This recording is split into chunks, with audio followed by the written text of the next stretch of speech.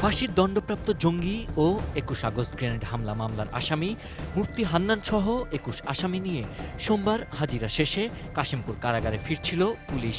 আসামি বহনকারী prison van ও নিরাপত্তার দায়িত্বে থাকা পুলিশ ভ্যানটি অতিক্রম করার সঙ্গে সঙ্গে হামলা হয়। পুলিশের ধারণা, তাদের লক্ষ্য ছিল আসামি বহনকারী প্রিজন ভ্যানটি। ঘটনাস্থল থেকে দেশীয় অস্ত্র, হ্যান্ড গ্রেনেড, ১৭ রাউন্ড গুলিসহ মোস্তফা কামাল নামে এক মাদ্রাসা ছাত্রকে গ্রেপ্তার করা হয়। গ্রেপ্তার মোস্তফাকে ১০ দিনের রিমান্ড আবেদন করে আদালতে পাঠালে আদালত ৫ দিনের রিমান্ড মঞ্জুর করেন। পুলিশের দাবি, মোস্তফা কামাল এই হামলা সম্পর্কে অসংলগ্ন তথ্য দিচ্ছে। তার কাছ থেকে উদ্ধার করা মোবাইল ফোনে কোনো নাম্বার বা কল লিস্ট নেই। প্রাথমিকভাবে যেটা আমরা মনে হয়েছে যে সে এখানে অরাজকতা সৃষ্টি করে ছিনিয়ে নেওয়ার একটা অপচেষ্টা হতো তাদের ছিল। দুইটা গেঞ্জি পরা, একটা গেঞ্জির নিচে আরেকটা গেঞ্জি পরা।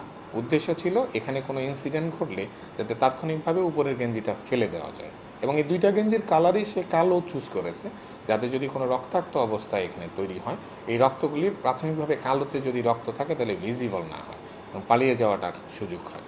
কে তাকে এখানে ভাড়া করেছিল তার নামও সে জানে না। মানে এই ঘটনাগুলি প্রমাণ করে যে এই ঘটনার সাথে তার সম্পৃক্ততা। এই ঘটনায় তার শাস্তি দাবি করেছে তার পরিবার। আমি বালার লাগি দিছিলাম যে আমি মাস্টার হইব, মৌলবি হইব, আমার জানা যাওয়ার হইব, আর মৌলবি রাগ করছে কি জঙ্গলিবাদী বানাইছে। যাদের জন্য এই রাস্তায় গেছে আমি চাই যে ওদের ফাঁসি হোক। হামলার আগে গাজীপুরের ভোগড়ার এই আধাপাকা বাসায় ভাড়া থাকতেন মোস্তফা।